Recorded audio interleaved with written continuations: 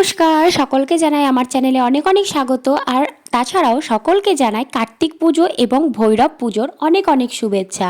তো এই ভৈরব পুজো এবং কার্তিক পুজোর সন্ধ্যাটা কিভাবে কাটালাম চলো তোমাদের সঙ্গে শেয়ার করি, আর তোমরাও আমার সঙ্গে চলো এই সুন্দর মুহূর্তগুলো চলো কাটিয়ে নিই একসঙ্গে।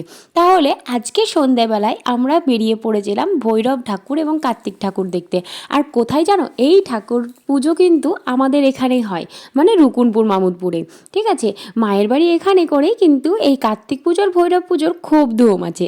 আর তার জন্যই সন্ধ্যাবেলা মানে আজকেই পুজো কিন্তু হচ্ছে দ্বিতীয় দিন।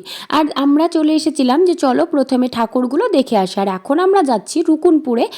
মানে রুকুনপুরেও একটা ভৈরব এবং একটা কার্তিক পুজো হয়, আর মামুদপুরেও কিন্তু একটা ভৈরব এবং একটা কার্তিক পুজো হয়। আর দুটোতেই কিন্তু খুবই মজা হয়। তো আমরা প্রথমে এখন রুকুনপুরের ঠাকুরগুলো দেখতে যাচ্ছিলাম। তো তারপরে চলো তোমাদেরকে সেখানে ঠাকুর কেমন দেখলাম, কি দেখলাম সমস্তটাই কিন্তু দেখাবো। যেতে যেতেই আমরা দেখতেই পাচ্ছ সুন্দর সুন্দর লাইটিং তোমাদেরকে দেখিয়ে দিলাম। আর তারপরে আমরা পৌঁছে গেছি একেবারে ভৈরবতলাতে, মানে যতটা একেবারে আসবো ততটা কিন্তু চলে এসেছি। তারপরে যাওয়ার পথে কিন্তু রাস্তার ধারে যে কার্তিক প্যান্ডেলটা আসার সময় একটু দেখলে, সেই প্যান্ডেলটা তোমাদেরকে দেখাবো বা সেখানকার কার্তিক ঠাকুরটাও দেখাবো। প্রথমে চলে এসেছিলাম ভৈরব মন্দিরে। দূর থেকেই বাবার দর্শন সবাই পেয়েছো? কেমন লাগছে বলো তো বাবাকে দেখতে? একদম চোখ জুড়িয়ে যাওয়ার মতন, তাই না? তো চলো কাছে থেকে তোমাদেরকে বাবার দর্শন করিয়ে নিই। মানে চোখ জুড়ানো বলতে কি, চোখ পুরো ধাঁধিয়ে যাবে দেখো দেখে, তাই না? বাবার দর্শন সবাই ভালোভাবে করে নাও। আশা করছি সবার খুব ভালো লাগবে ব্লগটা। আর এই যে সবাই বাবা ভৈরবের দর্শন করে নিলে কেমন হয়েছে ঠাকুরটা দেখতে, সেটা কিন্তু অবশ্যই জানাবে। এখানে প্রত্যেক বছরই কিন্তু এই রকমই একদম বড় সড়ো বাবার এইরকম মূর্তি বানানো হয়। আর এত সুন্দর দেখো বাবার চেহারা না, মানে দেখতেই পুরো মনোমুগ্ধকর। আর এটা হয় রুকুনপুর কালী মন্দিরে। ঠিক আছে, এটা হচ্ছে রুকুনপুর মা কালী মন্দির। আর সেখানে এই মা কালী মন্দিরের বাইরেটাই প্যান্ডেল করে খুব সুন্দরভাবে এই যে বাবার পুজো হয়। তো দেখো একটু জুম করে তোমাদেরকে বাবার চেহারাটা দেখালাম, কেমন লাগছে দেখতে বলো বাবাকে? তাহলে এবার বাবার দর্শন তো করে নিলে, সবাই প্রণাম করতে ভুলে যাওনি তো? আবার সবাই প্রণাম করে নিয়েছে তো? তো যাই হোক, বাবা সবাইকে ভালো রাখুক, সবাই ভালো থাকো, সুস্থ থাকো। আর এই যে আমাদের বাবার দর্শন করা তো হয়ে গেল। এখানে কিন্তু শুধুমাত্র বাবার পুজোটাই হয়, সেরকম মেলা বা কিছু কিন্তু সেরকমভাবে হয় না। ঠিক আছে, মানে পুজোটা হচ্ছে এটাই কিন্তু বিরাট একটা জায়গা। আর আমাদের গ্রামে এই সময়টা মানে কার্তিক পুজোর সময়টাতে মানে অসাধারণ ধুমধাম হয় চারিদিকে। এই চারখানা পুজো, মানে দুটো কার্তিক, দুটো হচ্ছে ভৈরব বাবা। তো এই পুজোতে কিন্তু খুব ধুমধাম চলে। আর সবাই কিন্তু এই গ্রামের মানুষ কিন্তু খুব আনন্দের সহিত এই 4-5টা দিন কাটানো হয়। 4-5টা দিন পুজো থাকে, অনুষ্ঠান চলে, সমস্তটাই চলে। তো তারপরে কালীতলা থেকে আসার সময় যে রাস্তার ধারে তোমরা প্যান্ডেলটা দেখলে, এটা হচ্ছে রুকুনপুর দুর্গা মন্দির। আর এই দুর্গা মন্দিরেই কিন্তু কার্তিক পুজোটা হয়। তো চলো এবার তোমাদেরকে কার্তিক দর্শন করিয়ে দিই। আর এখানে কিন্তু ছোট্ট ছোট্ট কার্তিকের পুজো হয়, যেটা কিন্তু আমাদের মামুদপুরে সেরকমভাবে হয় না।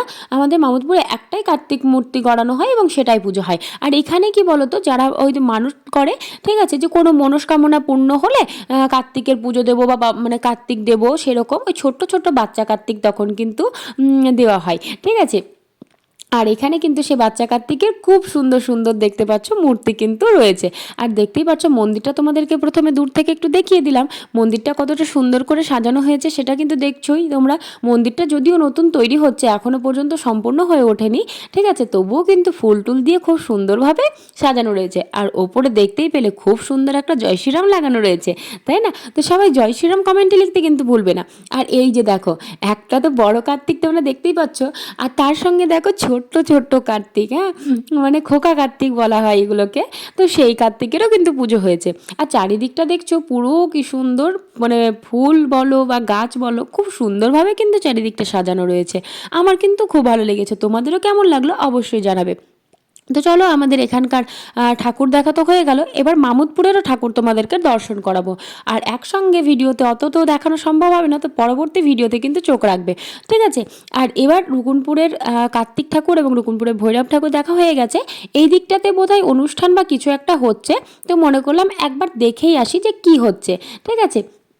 তো চলো আমরা সবাই মিলে যাচ্ছিলাম যে অনুষ্ঠান বা কিছু একটা হচ্ছে, অনুষ্ঠান তো হচ্ছে, তার সঙ্গে মানে জানি না ও আর কি রয়েছে না রয়েছে, ঠিক আছে। তো চলো এই দিকটাতে মানে হয়তো জায়গা রাস্তার ধারেই তো প্যান্ডেলটা হয়েছে, যার জন্য রাস্তার ধারে আর প্যান্ডেলে অনুষ্ঠান, মানে ছোটোদের এখানে অনুষ্ঠান বলতে কি কোনো একদিন হয়তো বাচ্চাদের নাচ হয়, কোনো একদিন কোনো অর্কেস্ট্রা টাইপের হয়, তারপরে মানে নানা রকম অনেক দিনই অনেক কিছু হয়। যেমন এখানে একদিন কিন্তু মানে মামুদপুরে তোমার বাউল হওয়ার কথা আছে, জানি না এখন কোন দিন কোনটা হবে বা কিছুই।